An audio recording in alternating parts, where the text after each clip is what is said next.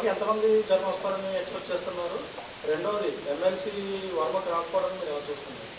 ఏమంటే సభ అనేది మేము పిఠాపురంలో పార్టీ అధ్యక్షులు పవన్ కళ్యాణ్ గారు పిఠాపురం ప్రజలకి మనస్ఫూర్తిగా ధన్యవాదాలు తెలుపుకోవడమే కాకుండా మా పార్టీ యావత్ యంత్రాంగం మాకున్న కమిటీలు ఎగ్జిక్యూటివ్ బాడీ వివిధ నియోజకవర్గాల శాసనసభ్యులు పార్లమెంట్ సభ్యులు అందరం కూడా ఒక కృతజ్ఞతా భావంతో మా పార్టీ అధ్యక్షులు పవన్ కళ్యాణ్ గారిని అంత అద్భుతమైన మెజార్టీతో గెలిపించినందుకు ఈ సభని పిఠాపురం నిర్వహిద్దామని మేము అందరం కూడా కోరాం. దానికి పవన్ కళ్యాణ్ గారు కూడా ఆయనే ముందు యాక్చువల్గా పిఠాపురం చేస్తే బాగుంటుంది, మనందరం వాళ్ళకి థ్యాంక్ యూ చెప్పాలనే సందర్భం వచ్చింది కాబట్టి చేద్దాం అన్నారు.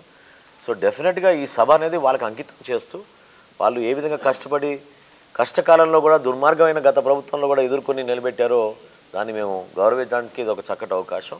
అదేవిధంగా వర్మ గారు చాలా సీనియర్ పొలిటీషియన్ అండి. ఆయన కూడా సుదీర్ఘమైన ప్రయాణం చేశారు, ఎన్నో ఇబ్బందులు పడ్డారు గతంలో కూడా చూసాం మనందరం కూడా. ప్రతి నాయకుడు రాజకీయాల్లో అటువంటి 5 సంవత్సరాలు ఎవరు కోరుకోరు, అట్లా ఉంటాయని కూడా ఎవరు ఊహించుంటారు.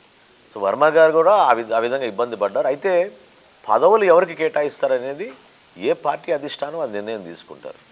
పవన్ కళ్యాణ్ గారు మనస్ఫూర్తిగా ఎప్పుడు కూడా మాలో ఉన్న నాయకుల్ని కూడా ప్రతిసారి అదే అంటున్నారు, ఏదో వారసత్వం రాజకీయం అని ఎవరైనా అంటే చాలా పొరపాటు అది. పవన్ కళ్యాణ్ గారు ఎప్పుడు కూడా కోరేది అంటే యువ నాయకత్వం, కొత్త నాయకత్వాన్ని మనం ఎంకరేజ్ చేయాలి, ఎంతమందికి అవకాశం ఇవ్వగలితే అంతమందికి ఇవ్వాలి మన అవకాశం అని ఆయన నిలబడతారు. ఆయన ఇప్పుడు చాయిస్ ఇస్తే ఆయన పదవి తీసుకోరు కానీ ఇతరులకు పదవి ఇచ్చే మనిషి ఆయన. కాబట్టి వర్మ గారి విషయంలో కూడా ఖచ్చితంగా ఆయనకి న్యాయం జరగాలి, ఆ విధంగా ఆయనకు గౌరవించుకుంటాం. ఆయన కూడా వాళ్ళ పార్టీలో ఉన్న అంతర్గత విషయం అది వాళ్ళు మాట్లాడాలి. కూటమిలో భాగస్వాములుగా ఆయన సహకరించారు, పవన్ కళ్యాణ్ గారు ఎలక్షన్ నిలబడ్డారు, మీ అందరం కూడా ఆయన గౌరవించుకుంటాం. లేదండి, దొరబాబు గారు ఎలక్షన్ ముందే వద్దామని అనుకున్నారు, కొన్ని కారణాల వల్ల రాలేకపోయారు. ఆయన మాలో ఒక కుటుంబ సభ్యుడిగా ఉన్నారు, ఆయన చాలా సౌమ్యంగా ఉండే మనిషి, అటువంటి ఆలోచనలు ఏం లేదు. ఒక చెక్ పెట్టడానికి అవసరం ఏముంది, ఇది పవన్ కళ్యాణ్ గారి నియోజకవర్గం, ఇక్కడ ఎవరికి చెక్ పెడతామండి? కంప్లీట్గా ఇది పిఠాపురం అనేది పవన్ కళ్యాణ్ గారి అడ్డా, అది ఇంకా దాని గురించి ఆలోచించే అవసరం లేదు. Thank you.